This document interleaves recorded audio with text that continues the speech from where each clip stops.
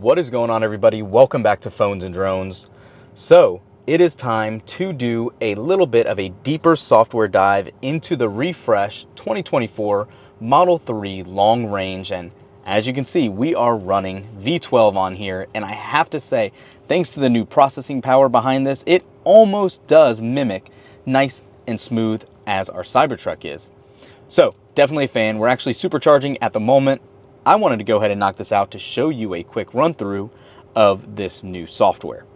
So first things first, as you can see already, is obviously just how fluid and clean this new home screen is. Obviously, if you tap your map or scroll over from that right side, you will be able to get to this screen, full screen if you choose.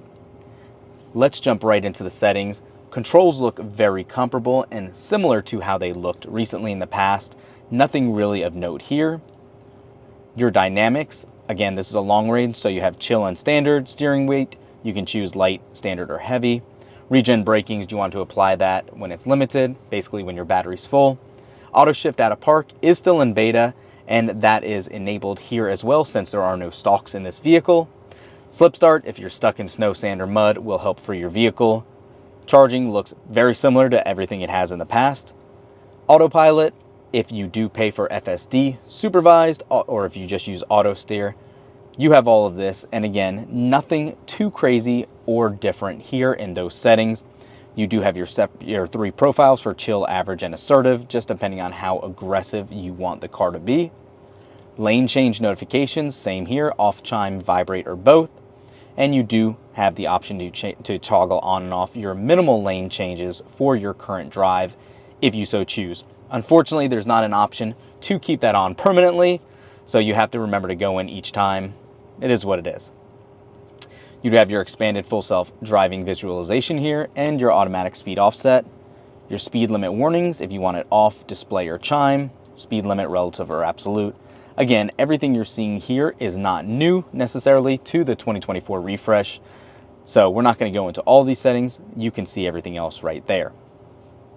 In your locks, as you are used to, again, everything's pretty similar here. I do want to call out one change from the latest update as well, and that is hands-free trunk. And if you click the information bubble, standing behind your trunk with phone key unobstructed, listen for chimes, the trunk will open on its own. Basically, it's hands-free trunk assist if you have your hands full of bags and all that. That is very, very cool to have as a feature. Again, Teslas keep getting better. That is simply added via software. It's amazing. You can see the little grayed out highlight here. Requires iPhone 11 Plus with nearby interactions on for Tesla. That is a requirement. Lights are probably one of the newer additions here that is unique for the Highland and obviously rumored for the new Model S and X, as well as in Cybertruck.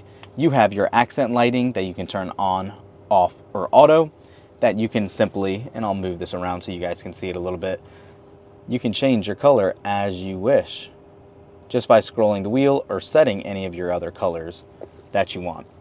I think it looks really good. It's just that extra little touch that makes you feel like you are really in a spaceship.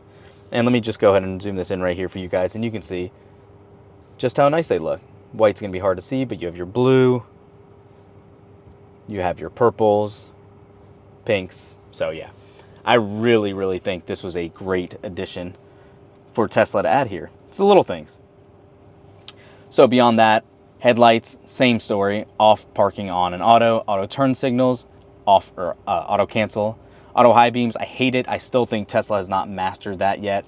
So we keep that off. Headlights after exit, dome lights, auto, footwell lights, all the same stuff there. Your display, you have everything again that looks very similar to every other Tesla. Nothing else here really. Text size, standard, large, time, yeah.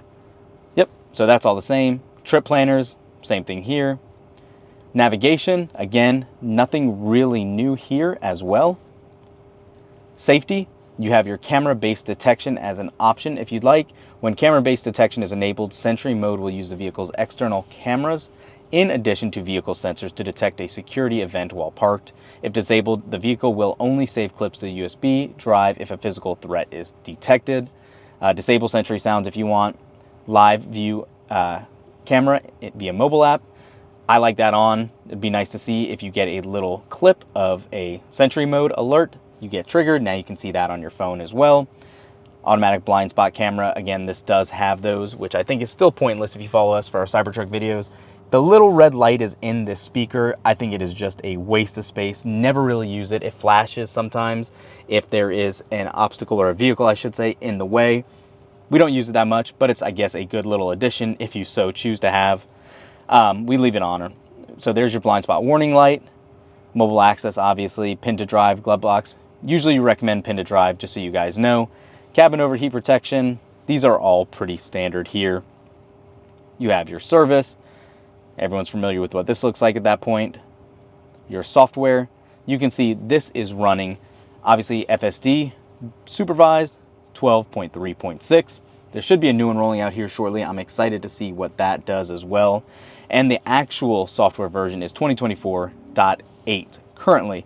So this is on a little bit of an older build. We just took delivery, so you know how that goes. It takes Tesla a few weeks, or even a few days, I should say, to push the latest software to new vehicles. So we're waiting on that.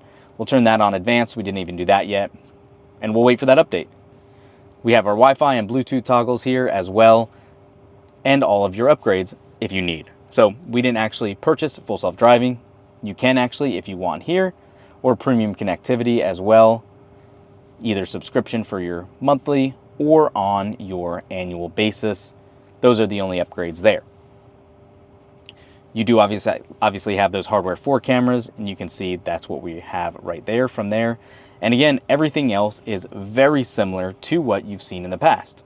You do have that rear display. You have the ability to actually wake it up from the front seat and control it as needed. If you want to slide your seat next to you, your passenger seat over, control the music, any of your media you can play, and then same with the arcade. You do have settings here now as well. If you want to add a Bluetooth device, you can obviously do that and pair a pair of headphones or a controller, whatever you might need. Everything else is very similar to what you've seen in the Cybertruck and any other vehicle running V12. Nothing crazy there. You do still have your energy graphs, which I definitely love. This is one of the most underrated features, I think, in Teslas.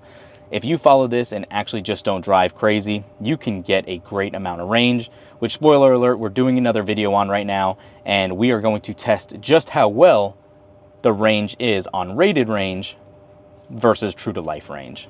So stay tuned to the channel for that. Comment down below if you want to see anything specific with that also. Toy box has a couple of new features. Obviously, you have your lock sound customizations and all that, colorizer. But again, nothing great or new for a Tesla. Everything's been here for a while. You have Zoom, all of your streaming music services, Apple Music if you use it, karaoke.